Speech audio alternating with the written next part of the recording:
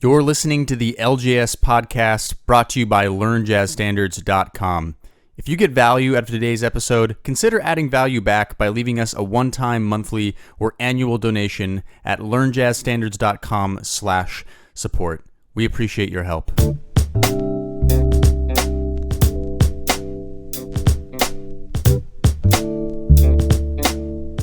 Hey, what's up, everybody? My name is Brent. You're listening to the LJS podcast. Welcome to the show.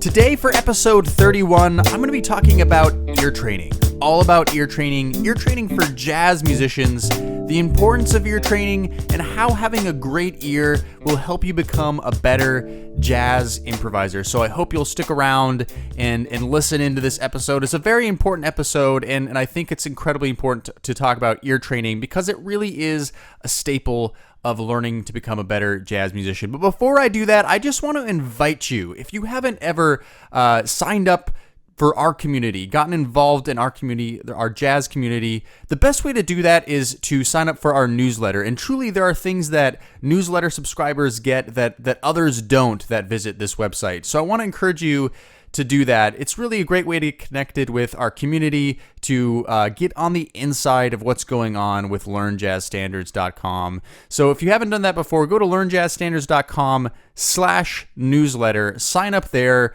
For signing up, you actually get our free Jazz Guide to Practicing ebook. So that's an extra perk for doing that. So go on over there, get connected with our community. There's so many benefits for doing that.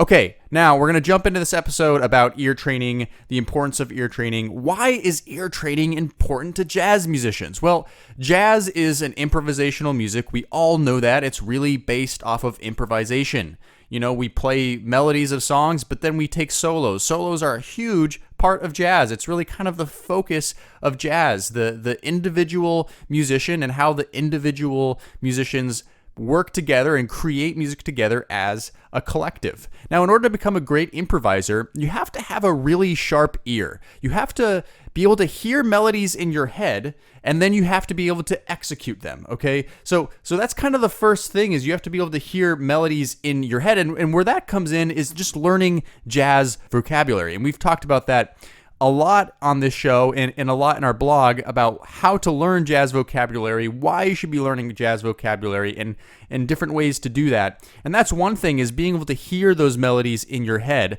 But the other part of it is actually being able to execute that. And that's where your ear comes in. You have to develop your ear to a point where you can translate onto your instrument those melodies that you're hearing in your head and not let your ear and the instrument get in the way of doing that. Now, I really want to stress the importance of this to you, and I can't stress it enough. Really, the big defining difference between really great jazz musicians and ones that, you know, are kind of mediocre or maybe even amateur is the ear. Having a great ear really will set you apart as a jazz improviser. So I highly encourage you to take this very seriously, to really work on your ear, because it doesn't even just play into your solos. I mean, that's a big part of it, right? Having the ability to translate those melodies onto your instrument and to play what you're hearing in your head. But it also has everything to do with accompanying other instrumentalists, to be able to listen to what they're playing and create something musical off of what they're doing. Having a great ear and responding to a group environment in a jazz setting is essential. You really need it. So what I'm going to do in this episode is I'm actually going to be talking about some different ways that jazz musicians can use ear training to help them become better jazz improvisers. Let's go ahead and jump right into that.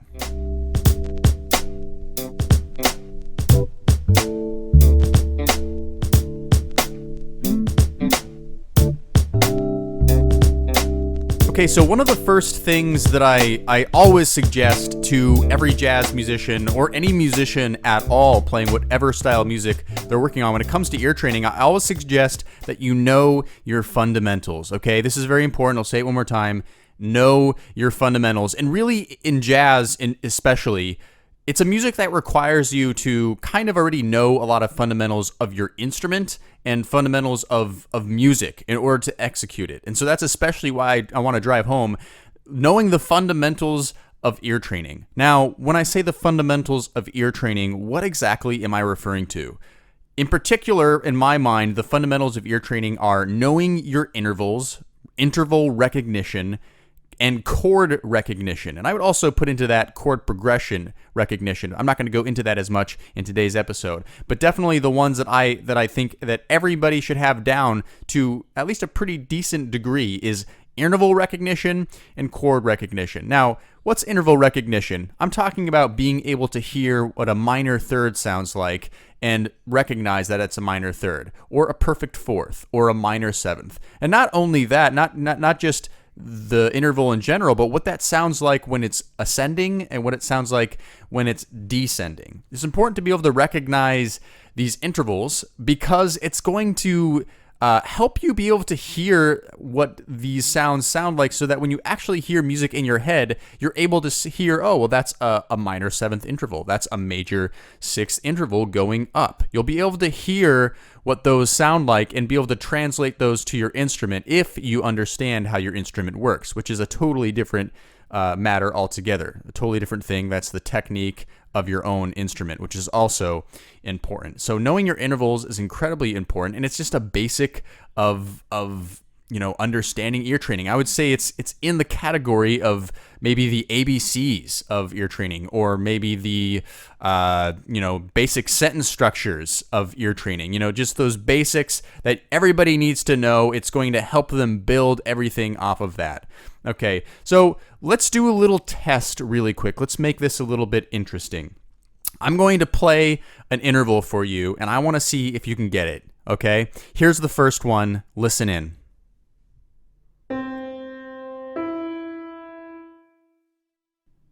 I'll play it one more time for you.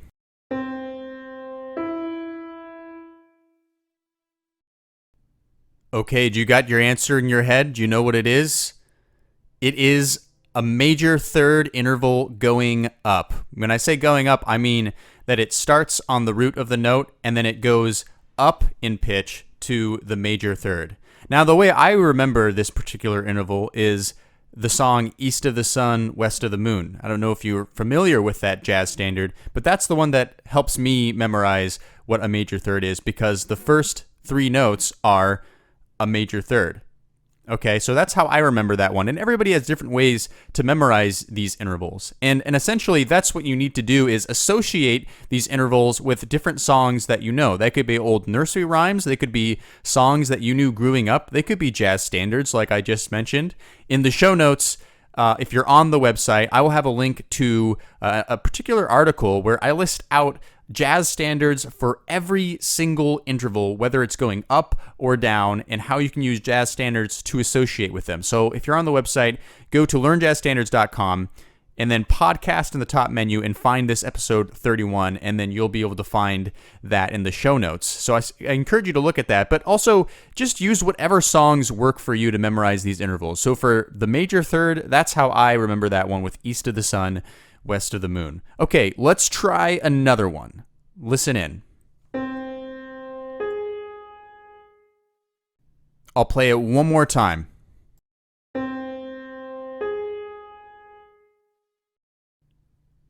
Okay, do you got that one? The answer is, it's a minor sixth going up. Now, the way that I memorize this one is also, again, from a jazz standard, and that's A Day in the Life of a Fool, or also known as Black Orpheus, or actually, it's originally Manhã de Carnaval. It's a Brazilian song by Luis Bonfim. So it's actually not even really a jazz standard originally. And if you're a Brazilian, I apologize if I completely butchered how to say that, but bear with me. So the way that song starts, the first opening line is, "A day in the life of a fool." So, of course, that first interval, a day, is a minor six, and that's how I memorize it. So I don't always memorize everything from jazz standards. I use other songs that I know as well, but so far we happen to cover the two that I actually do use jazz standards to help memorize. Okay, so now let's go over one more interval and see if you can get this one.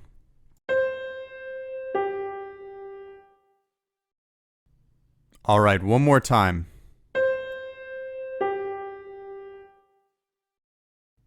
Okay, and the answer is, it's a perfect fourth going down. Again, the root starts in one spot and then it goes lower in pitch to that perfect fourth. So that's what I mean when I say it's a perfect fourth going down. Now, what are some songs you can use to memorize that one? Well, of course, some songs that come to my mind because I'm from the United States are I'll be working on the railroad, so it's a perfect fourth.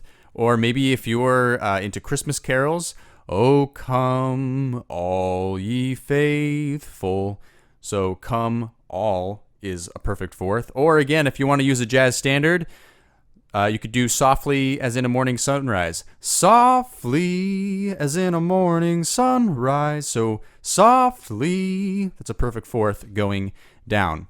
Okay, I'll stop tormenting you with my singing. I know. But let's move on to the next fundamental I want to talk about, which is chord quality recognition. You have to be able to recognize what particular chords sound like. And the chords that I'm talking about are the main seventh chords. Now, it's important to recognize your triads as well, but major seventh chords, minor seventh chords, dominant seventh chords, half diminished chords, and diminished seventh chords are the ones that I really want to focus on you being able to hear and understand. Because, of course, there's 4 notes in those chords at least, and you have to be able to hear all those different sounds and be able to recognize what quality they are. And that's super important in jazz, especially when you're trying to learn songs by ears, to be able to recognize these chords. Okay, so let's try a few, the same as we did with the intervals.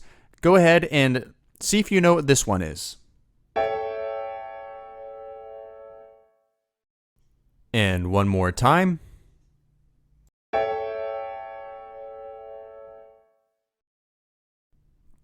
Okay, do you have your answer? The answer is it's a dominant seventh chord. Okay, dominant seventh chord. What makes a dominant seventh chord distinguished from a major seventh chord? Well, it's that flat 7. Okay, so you have to be able to recognize that sound. And how do you recognize them? Well, it's just simple memorization. It's the simple just hearing it over and over again and knowing it and being able to understand it and recognize it by ear. There's not really any really big tricks to being able to recognize these other than just exposure. So expose yourself to them over and over again. Okay, let's do another one.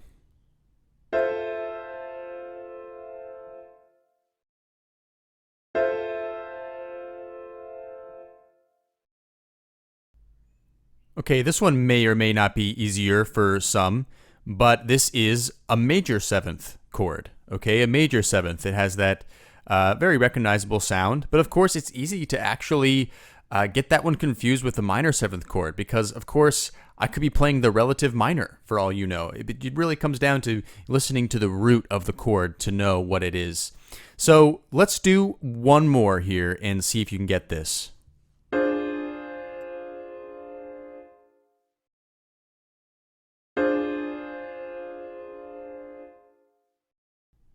Okay, if you said diminished seventh, you would be wrong. That one is often confused as a diminished seventh, and vice versa. It's actually a half diminished chord, or better known as a minor 7 flat 5 chord. But the difference between a half diminished and a diminished seventh is the diminished seventh has a double flatted seventh, while a half diminished only has a flat 7. So it's the root, the flat 3, the flat 5, and the flat 7 is a half diminished, and a fully diminished seventh has a double flat 7. So those are hard to distinguish sometimes between the two of them, and it takes some practice to actually listen. So that was a minor 7 flat 5 chord. Okay, now if you want to practice this more, I highly encourage you to take a look at the show notes. Again, if you're not on the website, if you're listening to this on iTunes or YouTube or somewhere else, go to learnjazzstandards.com, podcast in the top menu, find episode 31, and I'm going to have a link in the show notes that goes to interval tests and chord recognition tests. They're actual tests that go through all of the different kinds of intervals, all the different chord chord recognitions, qualities, and you'll be able to test yourself, write your answers down, and then look at the test answers. And you can do this as much as you want until you really know those forwards and backwards. A lot of people have been using this as a resource on the website lately. So I'm going to have a link to that in the show notes, and I highly encourage you, if you need to work on your fundamentals a little bit more, then to check that out.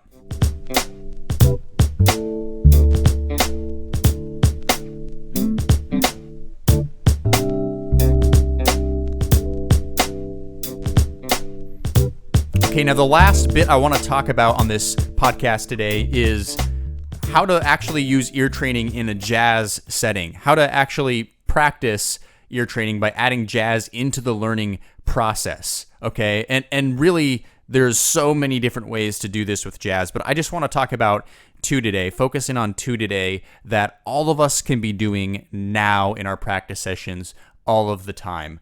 And the first one is to learn jazz language by ear. I've talked a lot about this on this show, and I'm going to keep talking about it over and over again. And when I say learning jazz language by ear, I mean learning jazz standards by ear, like whether you're learning repertoire by ear, learning the melody by ear, trying to learn the harmony by ear, and also solos, learning solos of greats by ear, or even licks, smaller phrases by ear, and translating them onto your instrument. When you're able to do that, you're hearing music and you're having to translate it to your instrument. That's going to build your ear, and it's going to build that relationship between your ear and your instrument as well. Okay, so this is incredibly important to learn jazz language by ear. So there's a student, or there's several students actually taking the 30 Days to Better Jazz Playing course right now. It's a course that we've been offering just to a select group of people here right now. But they've been asking me, well, hey, one thing you're really having me do is learn all this stuff by ear.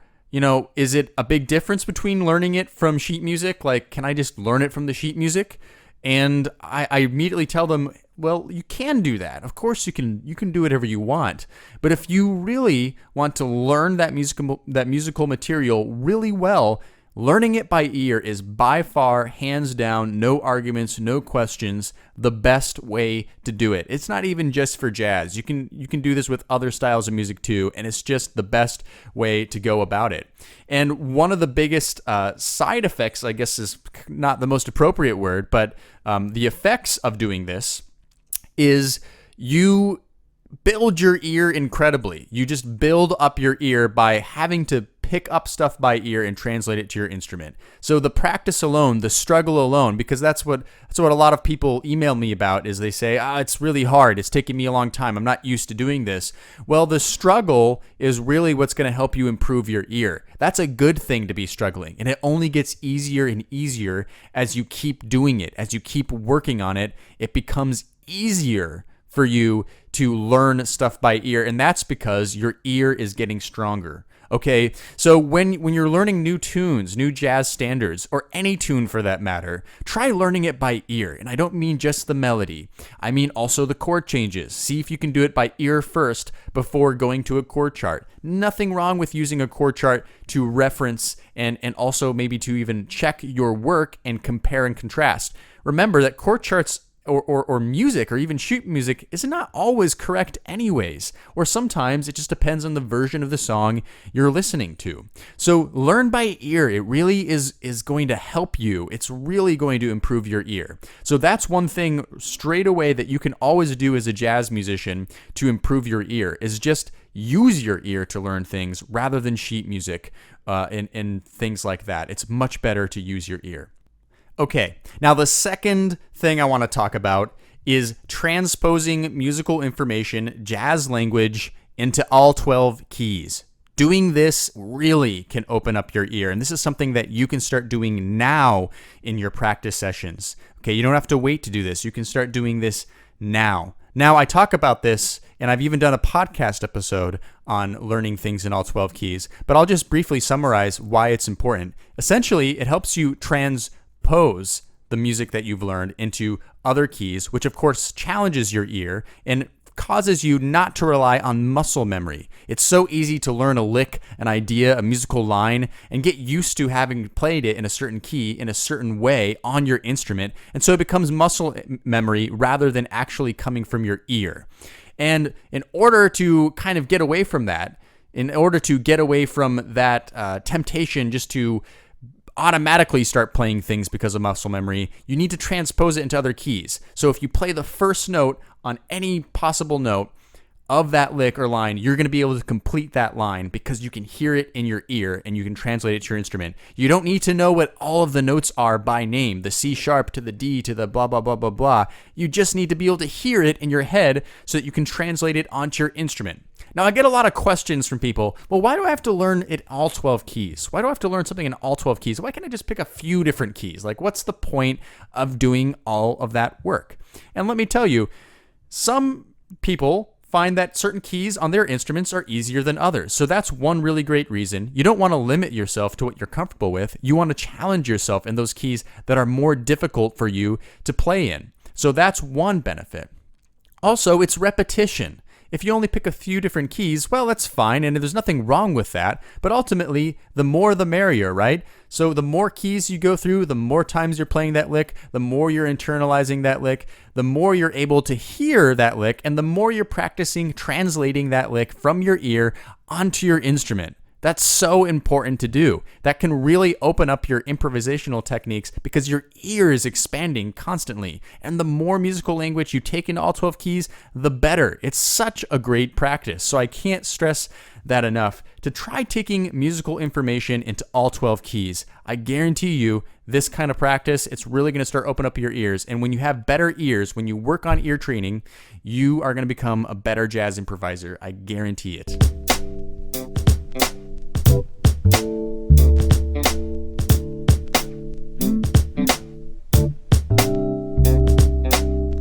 All right, that's all for today's show today. I want to thank you for tuning in. Thanks for listening to today's podcast episode. And if you have anything to add, how do you learn ear training? How do you work on ear training? Is there anything else that you do that I didn't mention today? Feel free to leave a comment in the comment section below if you're on the website. We'd love to hear from you. This is a jazz community, and everybody is welcome to the table to give their input, not just me. Now, remember, if you got value out of today's podcast episode, consider adding value back by leaving us a one-time, monthly, or annual donation. If you're on the website, you can press the support button below, or if you're not on the website, go to learnjazzstandards.com/support. We really appreciate your help in continuing to produce this podcast. Okay, now next week, we're going to be coming out with episode 32 of the LJS podcast. We're looking forward to seeing you then.